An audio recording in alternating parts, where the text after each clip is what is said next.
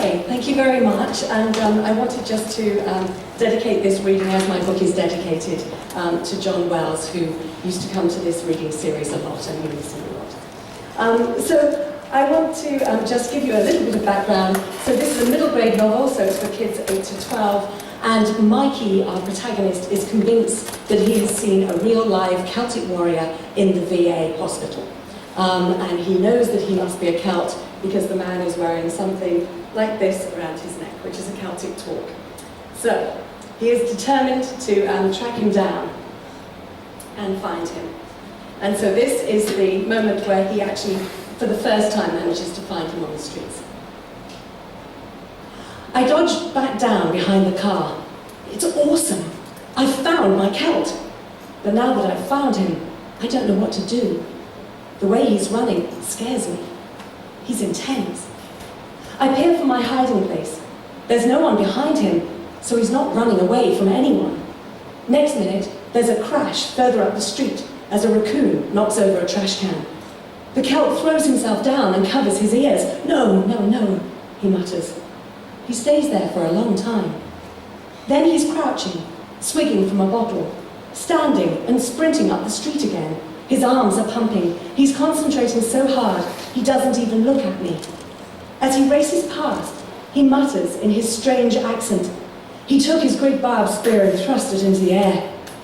I smell beer, the same smell that's in the kitchen on Grandpa's poker nights, but I don't care. In the excitement, my fear melts away, and I race after him. My arms are tingling. My chest feels electric.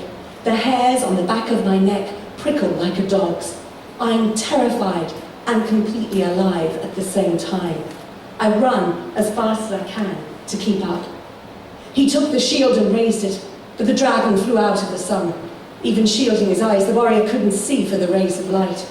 But as the dragon's talons stretched to grasp him, the spear hit its target.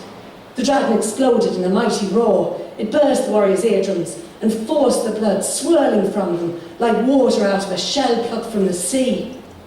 Whoa, this is something else. The Celt sounds like he's reciting poetry. And the dragon spewed forth fire, which flowed like molten lava. Gobbets of flame licked the heavens above and coloured the sky black. The warrior leaped through the flame as a salmon leaps upriver. He grasped the scaly sides of the beast and plunged his sword again and again into the burning heart of the creature. The beast screamed, twisting and turning in its agony. The Celt hesitates as he reaches the cross street at the top of our road, right by my house. I dodge behind a trash can, not wanting to distract him from whatever it is he's doing. And the warrior ripped open the belly of the dragon and pulled forth from the body of the beast the 3 men it had swallowed. 3 good men, half eaten but still alive, and he cursed the beast that it had ever lived. I wish Kyla was here, because I can't work out what's happening. It doesn't fit any of our theories. The Celt is living some battle that I can't see. It's either in his head, or it's actually happening to him right now, which means his body might be in our time, but the things he's experiencing are in another dimension. Maybe he's only half travelled from the other world. Maybe it's some parallel universe or different dimension thing that Kyla would totally get, but I don't. All I know is it's so realistic that I can breathe it, sense it, feel it with him. When he says he's wielding his sword, somehow I can see it. His arm tenses and sways with the weight of the weapon. When he slices through the air, I swear I hear the sword swish. When he pulls at the bodies of the men, getting them under their shoulders, dragging them across the sidewalk, his spine bends over with the weight. His eyes are shiny, and the muscles in his neck are as tight as fishing line. As the Celt pulls the 3rd invisible body onto the sidewalk, he jerks his head up. He hears another man in the stomach of the dragon calling for help, he mutters. I swallow. My throat tightens. The warrior maiden has never made it easy, and she's not going to now. The Celt straightens up, places his legs apart, glares at a streetlight overhead, and carries on talking. How strong are you, warrior? She taunts. Her voice echoes like thunder, though through the clouds of black smoke. Her eyes flash like fireballs. How much can you take? He stays there for a moment, as if hypnotized, his hands opening and closing at his sides, and then he strides towards the road. He's not looking left or right or anywhere except at whatever action is playing out in front of him. And at the last second, he stops at the curb. He puts his arm out to the side as if he's holding people back. "Don't," he says. "Wait." There's nothing but the insect buzz of the streetlights above us. He scans the road. I guess he's looking for traffic, but the more he waits, the more I get to thinking he's looking for something else. He kneels down and stares across the road from a different angle. "I've got another one, soda can, in the gutter," he cries as he spins around, looking up at the rooftops. It's like he's looking for someone to blame for the trash. But it was the raccoon. Anyone can see that. "Another damn soda can," he says, and swears a whole bunch more. I don't understand why he's so worried about a soda can. They didn't have them in his time. But something has changed, because the Celt is alert now in a way he wasn't before. His eyes seem so round that he's like an owl, twisting his head slowly, looking at everything on the street. A chipback rustles in the gutter, and the Celt is right there watching it. The streetlight flickers, and he turns toward it. Then he moves one hand toward his body, one further away, as if he's holding a spear out in front of him. He points at the chipbag, back at the road, and then at my trash can hideout. And all of a sudden, he's watching me, not the other way around. The Celt sinks into a half crouch, his hands curved as if he's training his spear on my hiding place. "Hey son," he says, "you're watching me. I've told you before, stay away." He speaks again in that strange language he uses.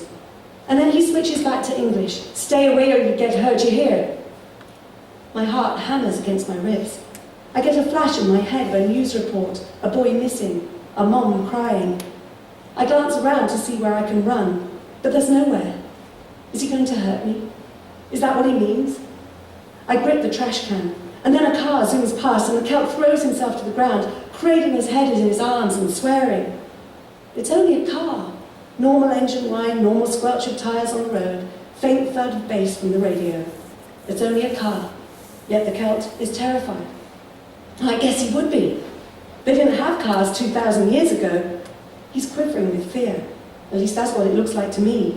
I should help him, but his words echo in my head. "Stay away, or you'll get hurt." Maybe he doesn't want me to get hit by a car, or maybe it's more complicated than that. Maybe he doesn't want me to get stuck in his dimension the way he's stuck in ours, or between his and ours, where you can be captured in the belly of a dragon and never get out. I race back home faster than I've ever run in my life. He shouts, "I told you, stay away." I glance over my shoulder as I hurl myself into our house and slam the door.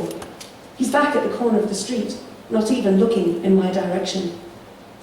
That night, when I finally fall asleep, I have a weird dream. I'm crossing a road wearing Grandpa's hat. The sun burns down on my head so hot that a bead of sweat trickles down my spine. I want to run, but the surface of the road has melted into a black mess. When I pick up my feet, strings of glue, stretchy as hot pizza cheese, glue me to the ground. Then there's a massive explosion. I cover my head as the whole road rocks beneath me, and a blast of heat washes over me. I look to see where the heat's coming from, and a dragon charges at me with its skin on fire. It's bright red and glowing as hot as the ceramics furnace at school. In a flash, I know that Grandpa is caught inside its belly, writhing and screaming for help, and the Celt is trapped inside too, and even my mom. I draw my sword and hack away at the beast, but its armour is so hard, my sword clangs against its sides and bounces off. The heat brightens the tip of my sword like a marshmallow fork and travels up the metal. I yell with pain, and I let the sword clatter to the ground. And the last thing I remember thinking, before I wake up, is how magnificent the sword is, and how much my hand hurts where I held it.